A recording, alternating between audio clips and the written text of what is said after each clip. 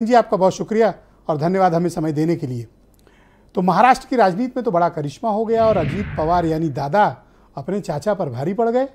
आप लोग कहते रहे कि नहीं शरद पवार बचा लेंगे पार्टी, लेकिन आज हालत देखिए, महज 13 विधायकों के साथ अकेले मुंबई के एक सेंटर में बैठे हुए हैं शरद पवार।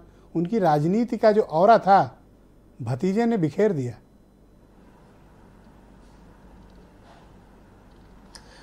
देखिए ब्रजेश जी, राजनीति का ये खेल कौन रहा है? राजनीति का ये खेल खेल रहे हैं भारत के प्रधानमंत्री आदरणीय नरेंद्र मोदी जी, भारत के गृह मंत्री अमित शाह जी। इनके द्वारा ये पूरा खेल खेला जा रहा है। राज्य दर राज्य सरकारों को तोड़ना, दलों को तोड़ना, विधायकों को ईडी सीबीआई के माध्यम से धमकाना, उनको अपनी उप मुख्यमंत्री मंत्री बनाना, ये तो पूरे देश में हो रहा है। 2014 के बाद उत्तराखंड में यही हुआ, अरुणाचल में यही हुआ, गोवा में यही हुआ, कर्नाटक में यही हुआ, मध्य प्रदेश में यही हुआ। लेकिन इसके साथ साथ ब्रजेश जी, मैं एक बात आपको और याद दिलाना चाहता हूं। बहुजन समाज पार्टी टूट के मामले में अगर देखा जाए तो सबसे बड़ी उदाहरण है। और उत्तर प्रदेश की राजनीति को तो आप बहुत अच्छी तरीके से देखते हैं, समझते हैं, मीडिया से लंबे समय से आप जुड़े हैं। जब जब बहुजन समाज पार्टी टूटी है ब्रजेश जी, तब तब कांसीराम जी का और बीएसपी का वोट बढ़ा है। तो इस बात को मानना पड़ेगा कि जनता किसके साथ है वो ज्यादा महत्वपूर्ण है। विधायक तो राजनीतिक खेल में कभी इधर कभी उधर होते रहते हैं।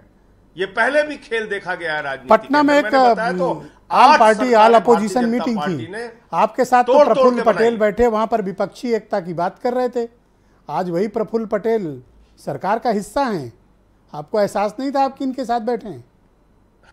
अच्छा आप बताइए, अच्छा आप एक चीज बताइए ब्रजेश जी, आज पटना में जो लोग बैठे थे उनकी आलोचना करती है दिन रात भारतीय जनता पार्टी पानी पी पी के।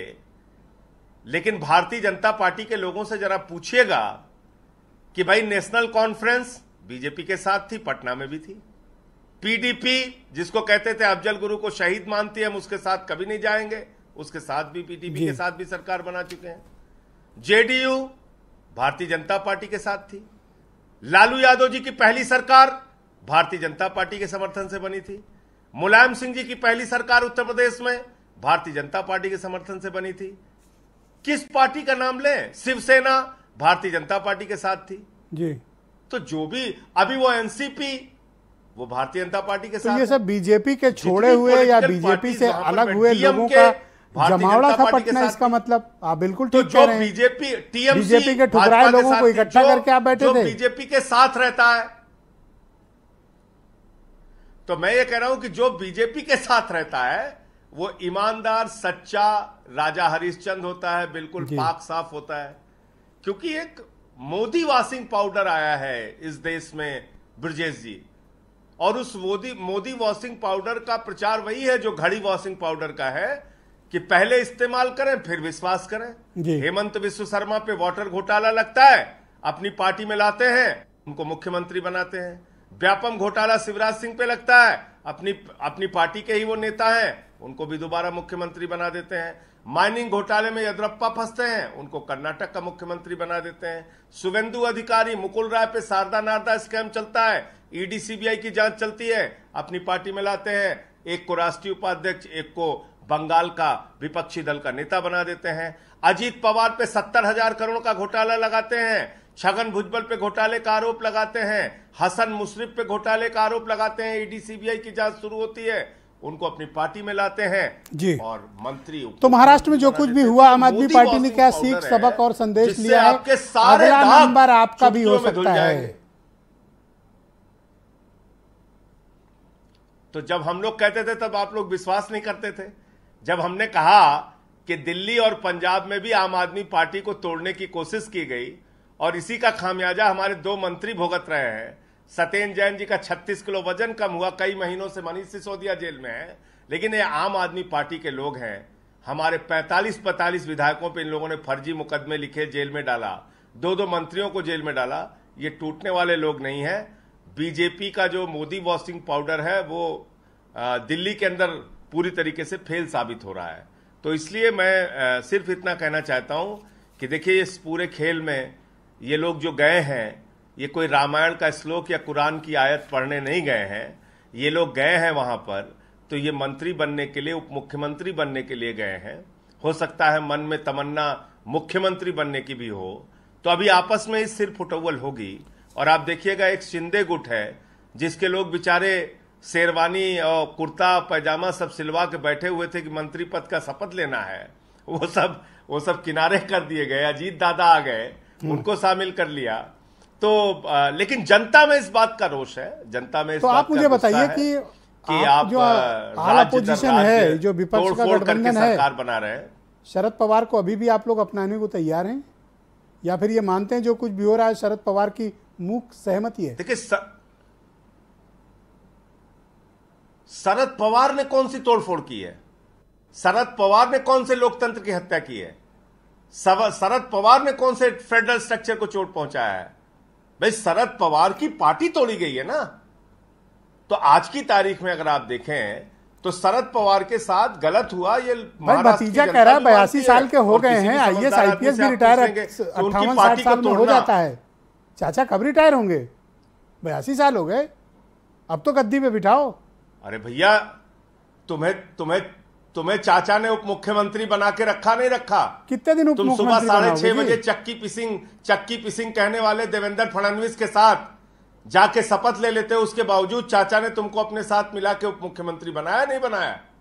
आप बताइए मुझे। तो कितने दिन डिप्टी सीएम और एक याद दिलाना चाहूंगा घटनाक्रम ताजा। चाचा क्यों नहीं कर्नाटक रिटायरमेंट लेते? विजय जी, कर्नाटक में सुन लीजिए, कर्नाटक में भारतीय जनता पार्टी ने यही प्रयोग किया था, तोड़फोड़ और खरीद फरोख्त का। कर्नाटक की जनता ने भारतीय जनता पार्टी को उठाकर राजनीति के कूड़ेदान में डाल दिया। 40% कमीशन वाली सरकार को बुरी तरीके से हराया। ये चीजें लोग अच्छा नहीं मानते। और राजनीति में एक बात आप जान लीजिए, अगर किसी आदमी को आप लगातार उसके ऊपर अत्याचार, अन्याय, पीटना, मारना, दलों को तोड़ना, जेल में डालना ये करते हैं ना, तो मजा तो बहुत आता है तात्कालिक रूप से, लेकिन इसका दूरगामी परिणाम बहुत खराब होता है। 1975 का उदाहरण देख लीजिए, 89 का उदाहरण देख लीजिए, अन्ना आंदोलन का उदाहरण देख लीजिए, उसके बाद का भी।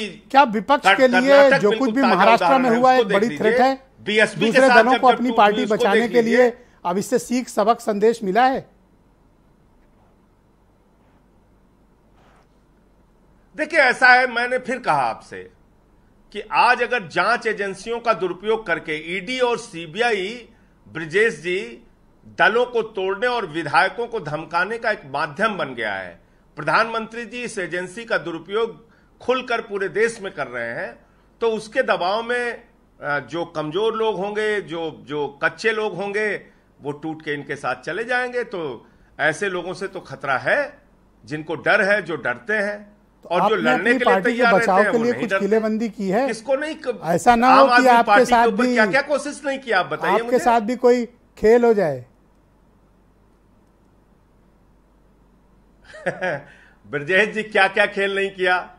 बेबुनियाद तरीके से ईडी की चार्जशीट में मेरा नाम डाला।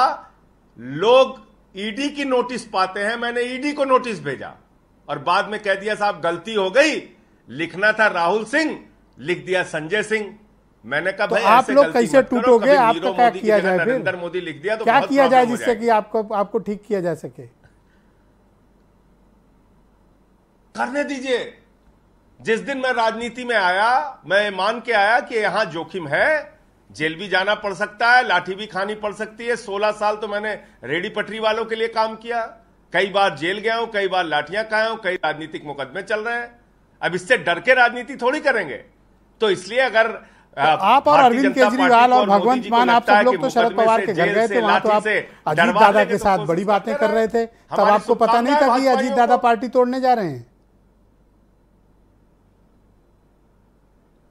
नहीं, देखिए ये शंका तो एनसीपी के अंदर लंबे समय से चल रही थी।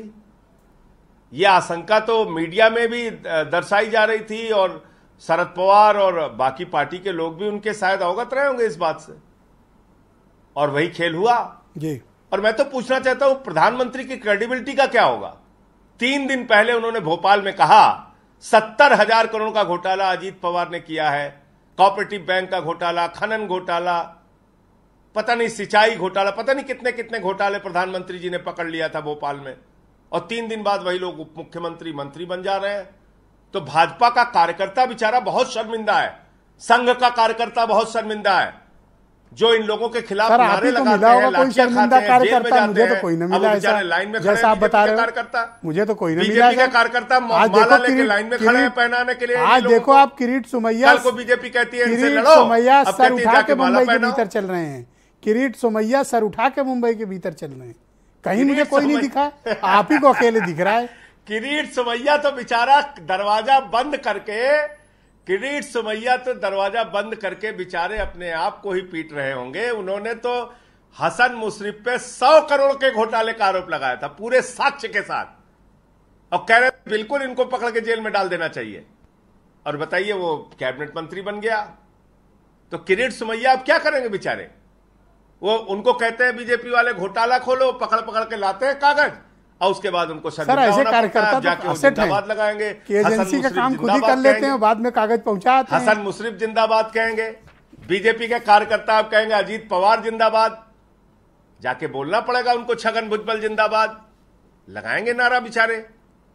सर अब महाराष्ट्र की राजनीति छोड़िए सर, अपनी पार्टी की चिंता करिए। कोई जितने भी आप अपनी पार्टी की चिंता करो सर, चाहे जितनी सिद्धांत की कोई करे। ये जो पंजाब और दिल्ली में आपने कर रखा, अपनी चिंता करो। हमारी पार्टी की चिंता मत करिए। नहीं सर, अपनी चिंता करो सर, आप में हमारी पार्टी की बिल्कुल चिंता मत करिए। और बीजेपी को और भारतीय जनता पार्टी के नेताओं को खुली चुनौती है, मोदी जी को, अमित शाह जी को खुली चुनौती है। आपको जितना मर्जी मुकदमा लिखिए, जितना मर्जी जेल में डालिए, जो चाहे आपको करना है करिए, आपसे लड़ेंगे और आपके अत्याचार और अन्याय का सीना तान के जवाब देंगे, आंख में आंख मिला के जवाब देंगे। आपको जो करना है कीजिए भाई, आप यही तो कर सकते हैं, मुकदमा लिख सकते हैं, जेल में डाल सकते हैं, फर्जी तरीके से कार्रवाई कर सकते हैं, करिए। तो वो सारी कार्रवाई झेलने के लिए हम लोग तैयार हैं। बहुत शुक्रिया आपका संजय सिंह जी, बहुत बहुत धन्यवाद हमारे साथ जुड़ने के लिए और बोल्डली अपनी बात कहने के लिए। आम आदमी पार्टी के राज्यसभा सांसद संजय सिंह उत्तर प्रदेश के प्रभारी भी हैं, अपनी पार्टी का पक्ष रख रहे थे। बहनों भाइयों, इस पर चर्चा को आगे बढ़ाते हैं। हीरो वाजपेयी उत्तर प्रदेश में भारतीय जनता पार्टी